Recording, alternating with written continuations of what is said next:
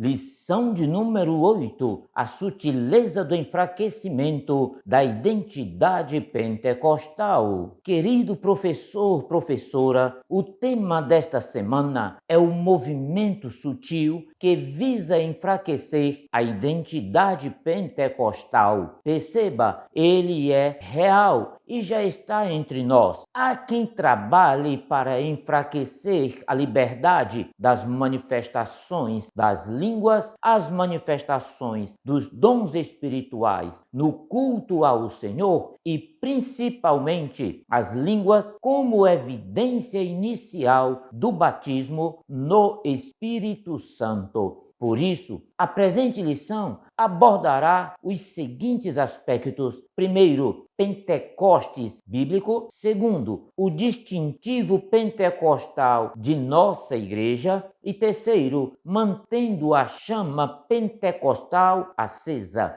Meus queridos irmãos, precisamos preservar a identidade pentecostal. Olá, queridos irmãos, sejam todos bem-vindos ao nosso canal Teologia Simplificada. Eu sou o pastor Evandro Oliveira e estamos aqui para darmos sequência ao nosso estudo da Escola Bíblica Dominical, terceiro trimestre de 2022, Revista dos Adultos. O tema do nosso trimestre é os ataques contra a Igreja de Cristo, as sutilezas de Satanás nestes dias que antecedem a volta de Jesus Cristo. E olhe, queridos irmãos, estaremos estudando hoje a lição de número 8, que tem como o seguinte tema: a sutileza do enfraquecimento da identidade pentecostal. E eu convido você agora para fazermos a leitura da parte introdutória da nossa lição. Lição de número 8: a sutileza do enfraquecimento da identidade pentecostal. Texto áureo se encontra no livro de Atos, capítulo de número 2 e o versículo de número 4, que diz assim: E todos foram cheios do Espírito Santo e começaram a falar em outras línguas, conforme o Espírito Santo lhe concedia que falassem. Verdade prática diz assim: a doutrina do batismo no Espírito Santo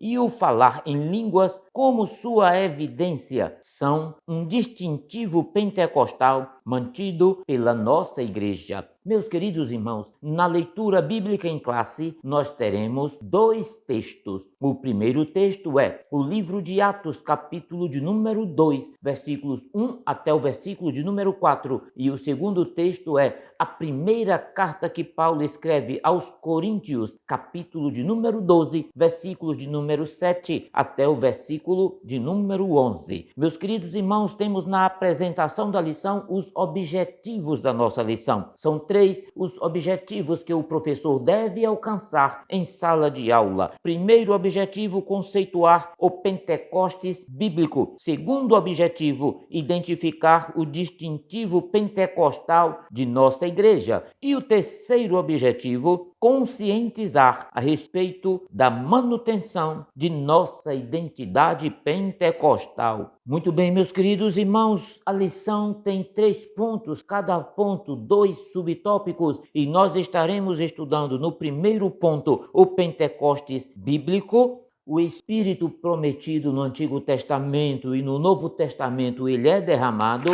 No segundo ponto, nós vamos estudar o distintivo pentecostal de nossa igreja, a atualidade dos dons espirituais e as línguas como evidência. No terceiro ponto, nós vamos estudar mantendo a chama pentecostal acesa, fidelidade às Escrituras e o exercício dos dons espirituais. Muito bem, meus queridos irmãos, vamos ao primeiro ponto da nossa lição. Mas antes de continuar, eu quero fazer 3 pedidos a você, pode ser? O primeiro pedido que eu faço é: se você é novo por aqui, faça a sua inscrição no nosso canal agora e eu vou dar um tempo para você fazer isso. O segundo pedido que eu faço a você é: assista o vídeo até o fim. Temos subsídios, mapas, gráficos, imagens e muito mais informações que irão lhe auxiliar no preparo desta aula.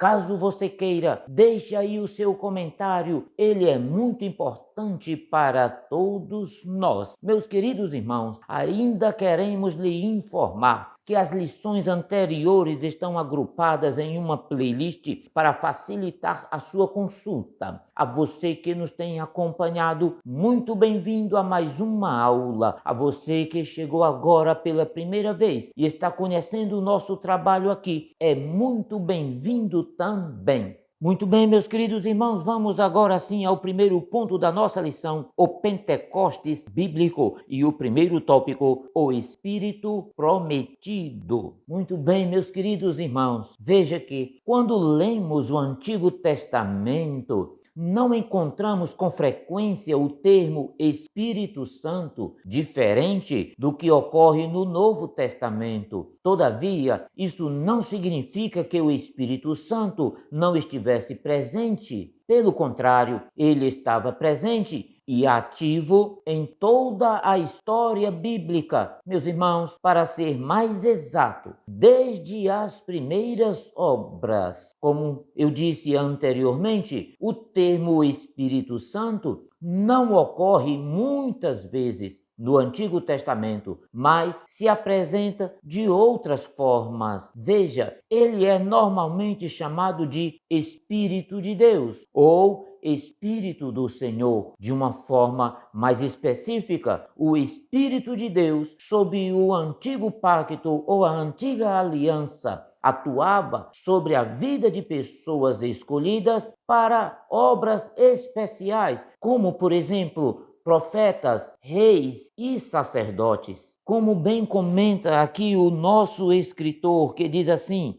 assim vemos o Espírito do Senhor agindo sobre a criação, e no ser humano o Espírito Santo agindo na vida de Bezaliel, na vida de Gideão, na vida de Jefté, na vida de tantos outros homens de Deus. Na antiga aliança, há uma excepcionalidade na ação do Espírito de Deus. De uma forma mais específica, o Espírito de Deus, sob o pacto da antiga aliança, atuava sobre a vida de pessoas escolhidas, veja isso, para obras especiais, como, por exemplo, dos sacerdotes, dos reis e dos profetas. Assim, irmãos, se observa uma ação mais restrita do Espírito de Deus na antiga aliança. Contudo, no Antigo Testamento havia uma promessa do derramamento do Espírito de Deus sobre todos e não apenas sobre pessoas escolhidas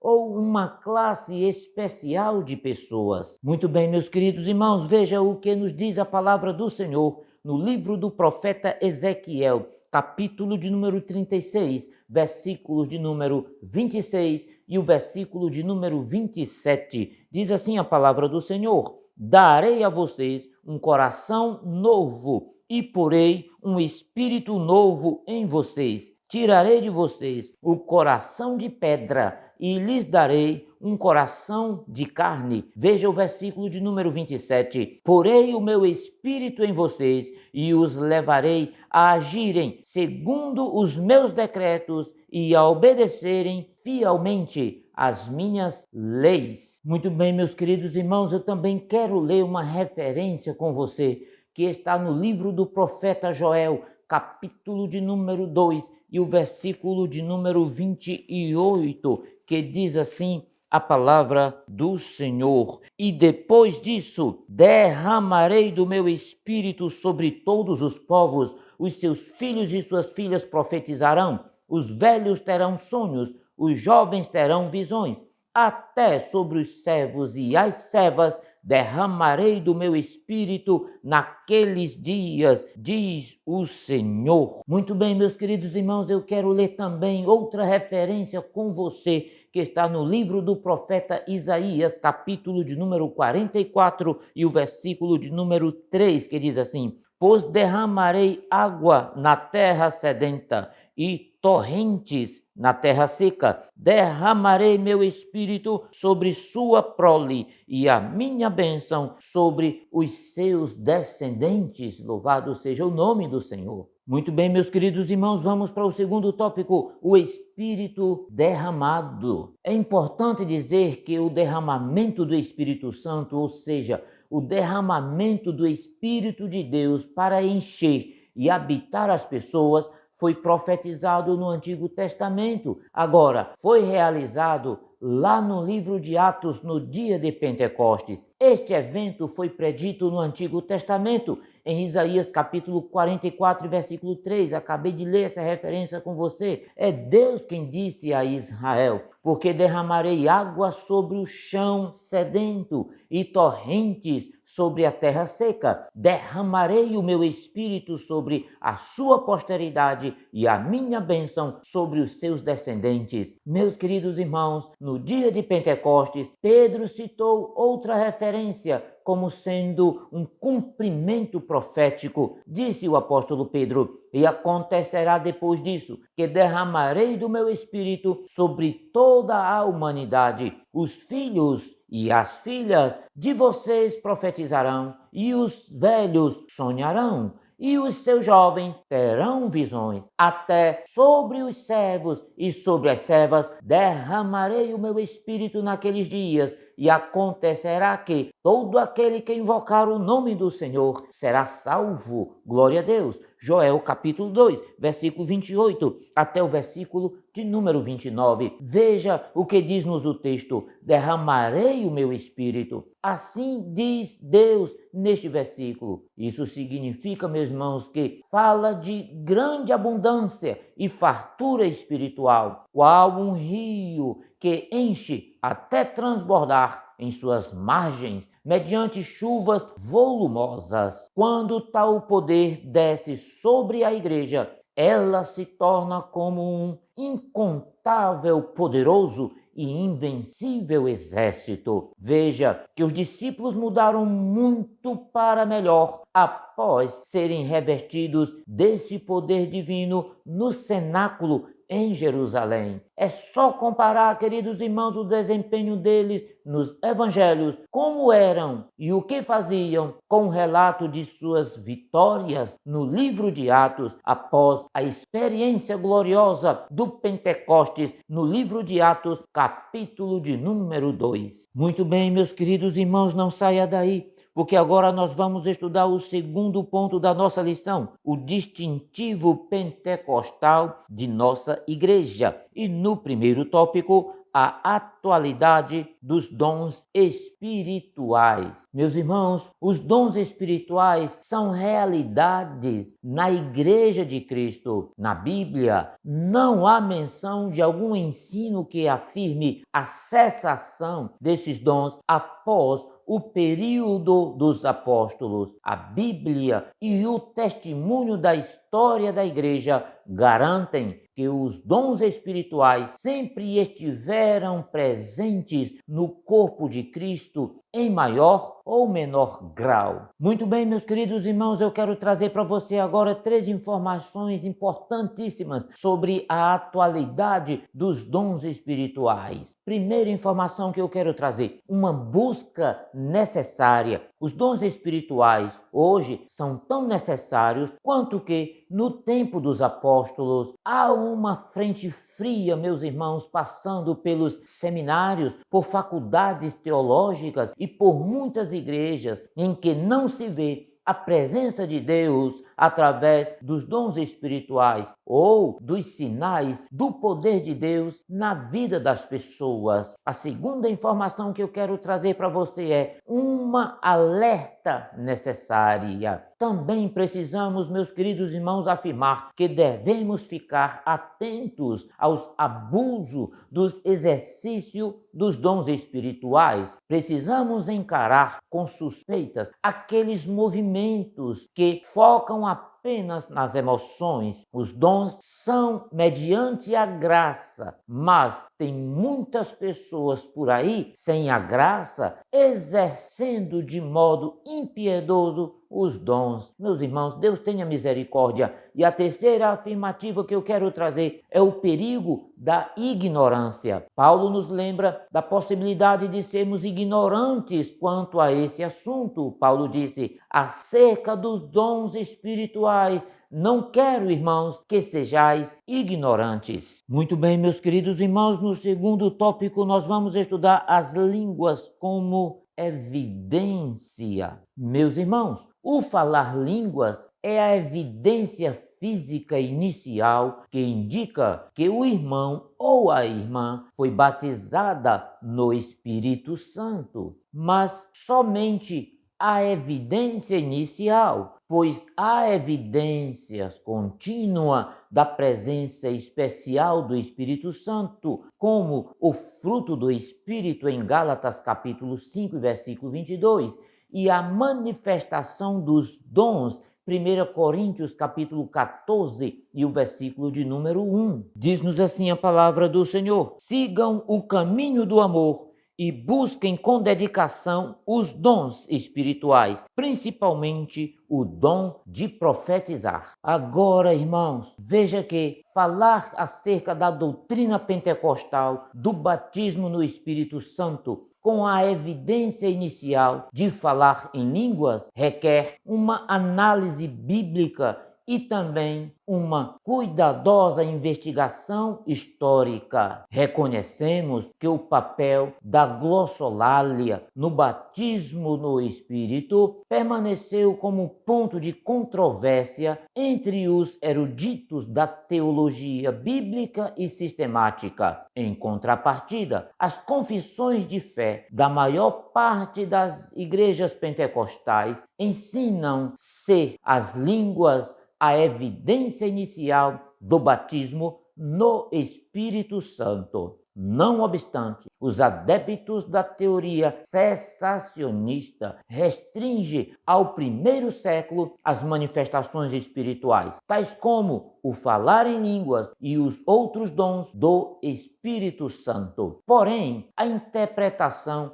isenta de posições teológicas e os relatos da história comprovam a contemporaneidade das manifestações do Espírito. Agora, irmãos, quero trazer uma explicação mais definida sobre o que significa a expressão línguas como evidência inicial. Veja que falar noutras línguas como sinal do batismo no Espírito Santo é uma expressão verbal inspirada mediante a qual o Espírito do crente e o Espírito Santo se unem no louvor e profecia em uma língua nunca aprendida. Agora, à luz das Escrituras, o pentecostalismo clássico entende que o falar em línguas como evidência inicial do batismo no Espírito Santo difere do dom de línguas. Percebe, irmãos? O dom de línguas obedece à orientação paulina que requer interpretação para que haja edificação da igreja. Porém, o falar línguas como batismo ou renovação no Espírito é compreendido como o agir de Deus que visa a edificação pessoal do crente e, nesse caso, não se requer interpretação, nem mesmo repreensão, conforme diz o teólogo Stanley Horton na sua teologia sistemática. Muito bem, meus queridos irmãos, na nossa revista, ainda o nosso comentarista vai nos afirmar que a Declaração de Fé das Assembleias de Deus de 1916 afirma que o batismo dos crentes no Espírito Santo é testemunhado pelo sinal físico inicial do falar em outras línguas, conforme o Espírito de Deus lhe dê capacidade para falar. O falar em língua, neste caso, é o mesmo em essência que o dom de línguas, mas difere em propósito e uso. Nenhum pentecostal da primeira geração tinha dúvida quanto a isso. Escute, tanto William Duran, bem como Gunnar Wingren e Daniel Berg, pentecostais da primeira geração, criam e pregavam com convicção essa doutrina. Contudo, nos dias atuais, este ensino tem dado sinais de enfraquecimento, isso por conta de ensinamentos sutis que negam a doutrina das línguas como evidência inicial do poderoso batismo pentecostal. A sutileza está em dizer que o falar em outras línguas de fato existe, contudo não é para todos. Este desvio doutrinário tira a convicção do crente de que esse dom seja para ele. Na dúvida, ninguém recebe nada, disse o apóstolo Tiago. No entanto, a doutrina das línguas como evidência inicial do batismo no Espírito Santo é inegociável. Muito bem, meus queridos irmãos, eu quero convidar você agora para estudarmos o terceiro ponto da nossa lição, mantendo a chama pentecostal acesa, e o primeiro tópico, fidelidade às Escrituras Sagradas. Meus queridos irmãos, para os pentecostais, a Bíblia é a inerrante e infalível palavra de Deus. Sem dúvida, o afrouxamento doutrinário e a consequente negação da atualidade dos dons espirituais são marcas que mostram que o segmento do movimento pentecostal contemporâneo estão se distanciando da palavra de Deus. Todo esse desvio doutrinário, bem como toda heresia, existem por conta da negação ou acréscimo de alguma coisa às Escrituras Sagradas. Como dizia certo teólogo, as Escrituras não precisam de penduricalhos. Meus queridos irmãos, precisamos voltar às Sagradas Escrituras com urgência. Veja que são dois os propósitos das Escrituras Sagradas. Primeiro propósito, revelar o próprio Deus. E segundo propósito, expressar a sua vontade à humanidade. Pelo primeiro propósito, dentre outras formas de revelação, Deus graciosamente revelou a si mesmo pela palavra. Veja o que diz o texto bíblico: havendo Deus antigamente falado muitas vezes e de muitas maneiras aos pais pelos profetas, a nós falou-nos nesses últimos dias pelo seu Filho. Hebreus capítulo 1 e versículo 1. Meus queridos irmãos, pelo segundo propósito, que é expressar a vontade de Deus à humanidade, veja que Deus expressa claramente a sua vontade redentora a todos e a cada um dos seres humanos, sem nenhuma acepção de pessoas, por meio da fé em Cristo Jesus, porque nele se descobre a justiça de Deus, de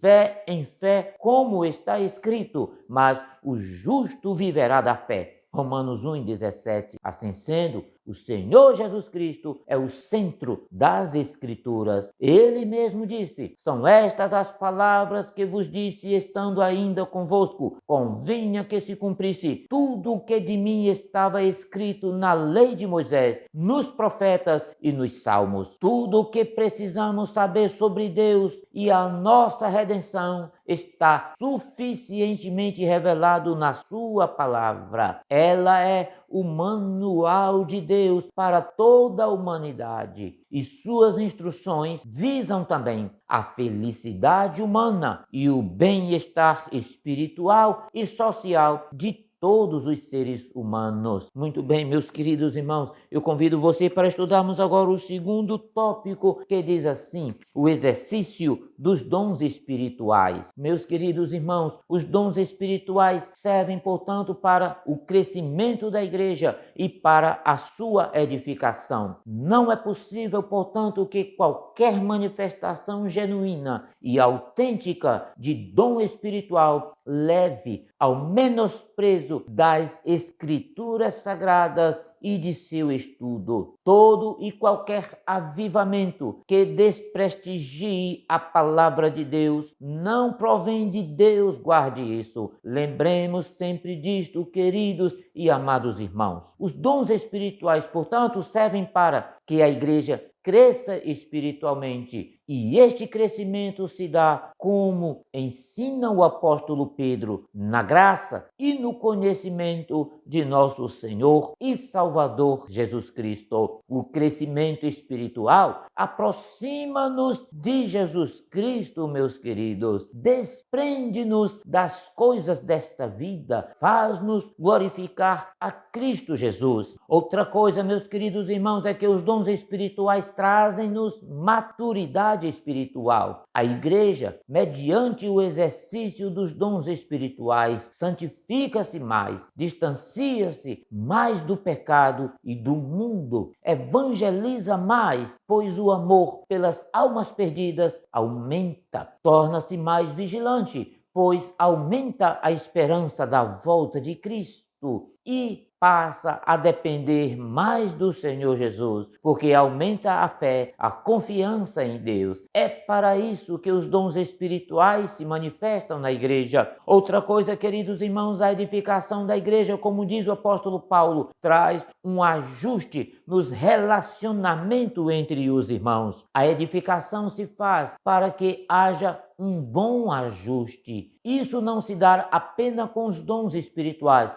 mas também com os dons ministeriais, de Efésios capítulo 4, versículo de número 16. Muito bem, meus queridos irmãos, nesta lição vimos que o movimento pentecostal possui sólida fundamentação bíblica. Vimos também que, como um movimento do Espírito, o pentecostalismo está inserido dentro de certo contexto histórico. Isso o fez consciente de sua missão. Contudo, após um século de seu advento, o movimento passou a dar sinais de esfriamento. Não há dúvida de que o enfraquecimento doutrinário e até mesmo desvios teológicos que negam a manifestação dos dons espirituais está na gênese desse processo. Muito bem, meus queridos irmãos, estamos chegando ao fim da lição de hoje. Não esqueça de ativar o sininho de notificação, assinar o nosso canal Teologia Simplificada com o pastor Evandro Oliveira, comentar este vídeo e compartilhar com seus amigos, irmãos, professores e professoras aí na sua igreja. Muito obrigado pela sua companhia e até a próxima semana. Que Deus em Cristo te abençoe sempre.